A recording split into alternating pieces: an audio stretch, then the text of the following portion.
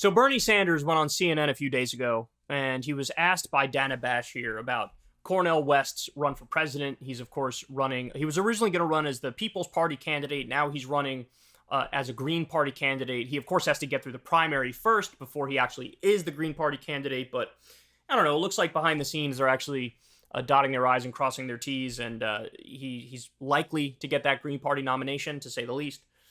So the reason why they're asking Bernie about this is because Cornel West was actually a big part of Bernie's campaigns in both 2016 and 2020. So let's dive into his answer, and then we'll react to it. Cornel West, who is a close ally of yours, he is running a third-party campaign for president. He recently criticized you for endorsing President Biden's reelection. Listen to what he said.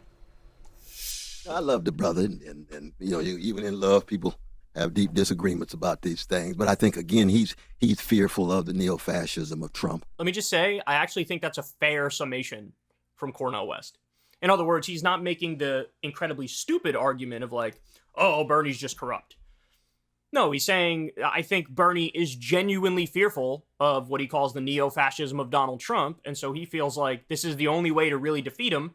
So that's why, you know, he's supporting Biden. So I just like credit to Cornel West there for not taking a cheap and factually incorrect shot and actually accurately categorizing what Bernie's position is. Okay, let's continue. He's fearful of the neo-fascism of Trump. People look at Biden, they don't really want to tell the full truth. He's created the best economy that we can get. Is this the best that we can get? You're going to tell that lie to the people just for Biden to win? Cornel's correct. He's correct about that. That you can't just...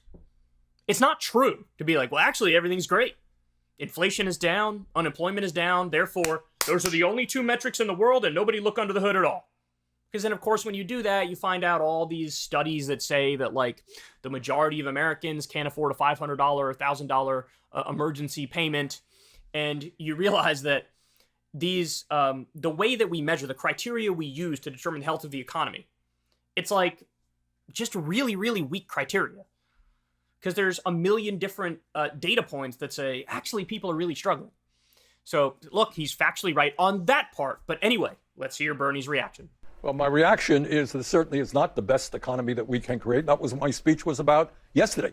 We've got to join the rest of the industrialized world, guarantee health care to all. We've got to cut the cost of prescription drugs in half. We've got to raise the minimum wage to at least $17 an hour. We've got to build the affordable housing we desperately need. But where I disagree with my good friend, Cornel West, is I think in these really very difficult times where there is a real question whether democracy is going to remain in the United States of America. You know, Donald Trump is not somebody who believes in democracy, whether women are going to be able to continue to control their own bodies, whether we have social justice in America, we end bigotry.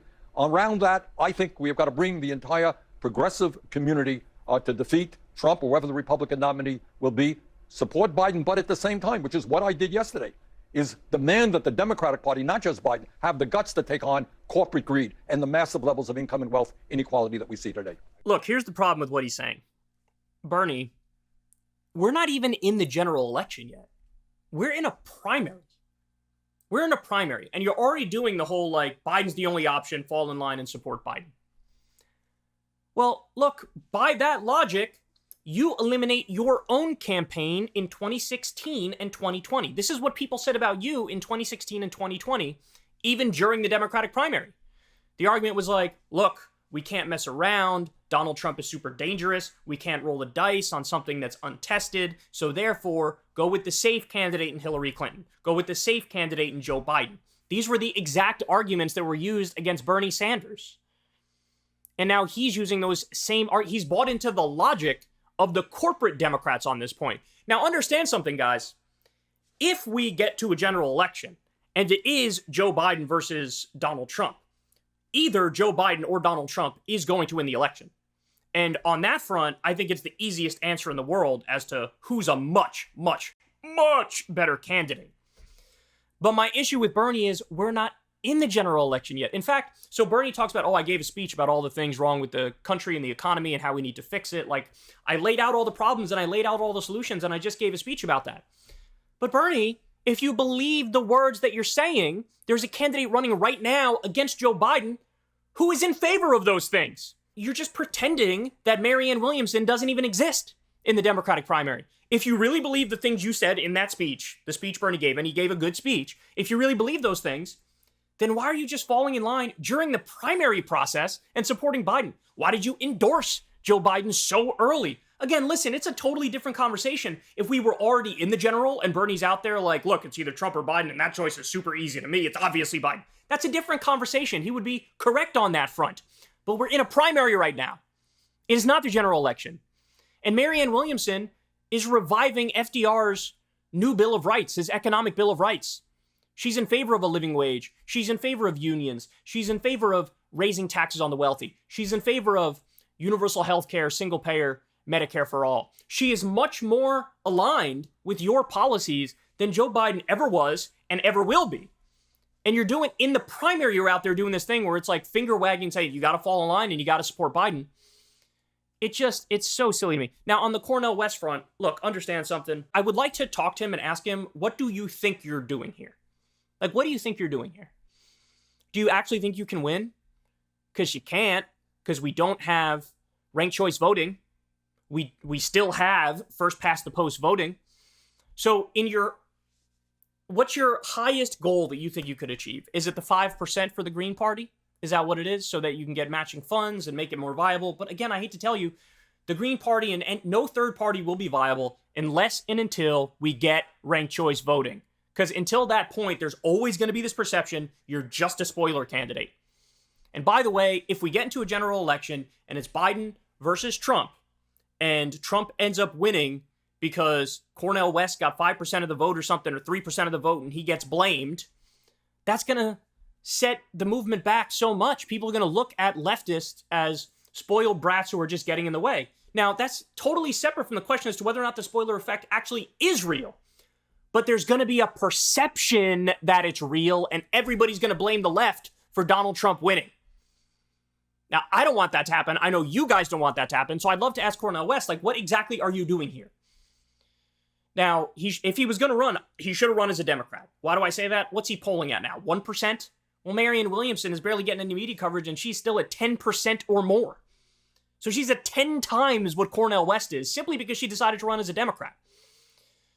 So I don't know what the strategy is. If you don't have ranked choice voting, if you don't get rid of first past the post voting, you're just doing a virtue signal fest. That's all it is.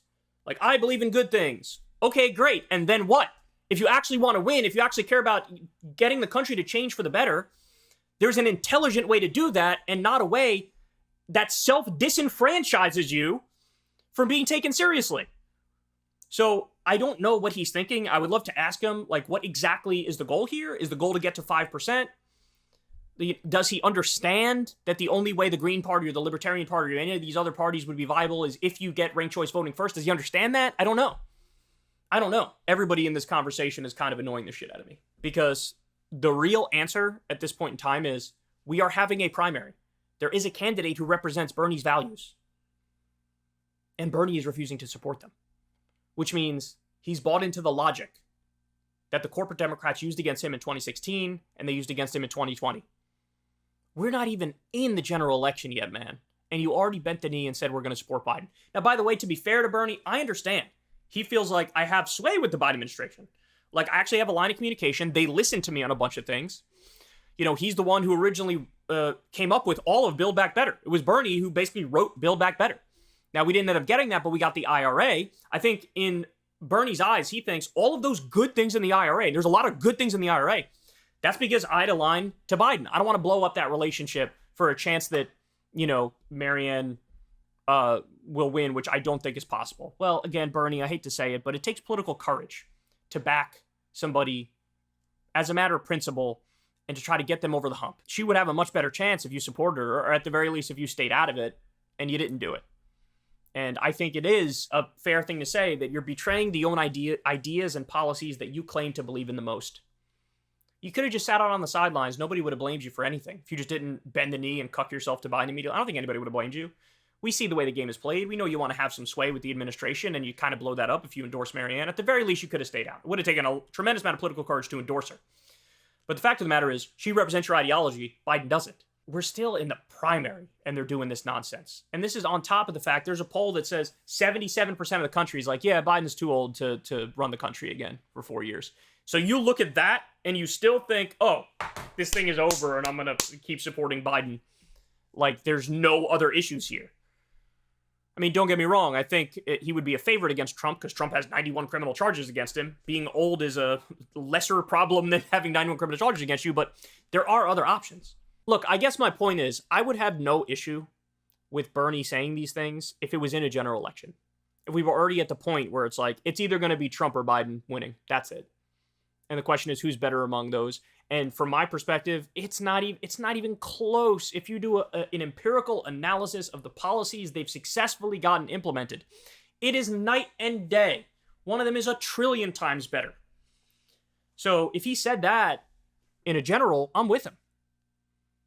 But if you're browbeating people in the middle of a primary where there's a candidate who represents your ideas and you're just ignoring them and pretend like they don't exist, that's just kind of embarrassing, Bernie. It is. It's just kind of embarrassing. You're kind of embarrassing yourself here. All I see are people who are already cucking themselves to Biden on one side, right? Or people who are honestly deluding themselves into thinking maybe Cornel West will win the presidency on the other side. Where's the disconnect here?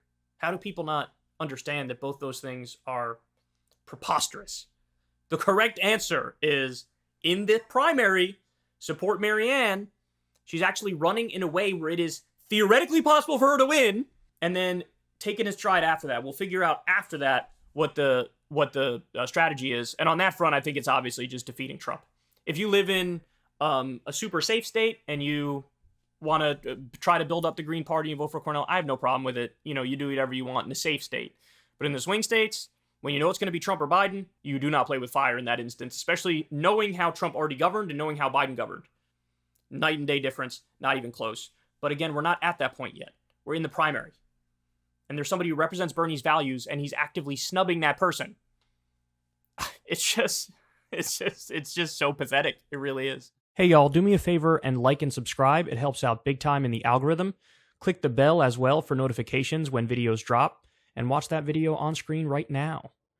You know you want to.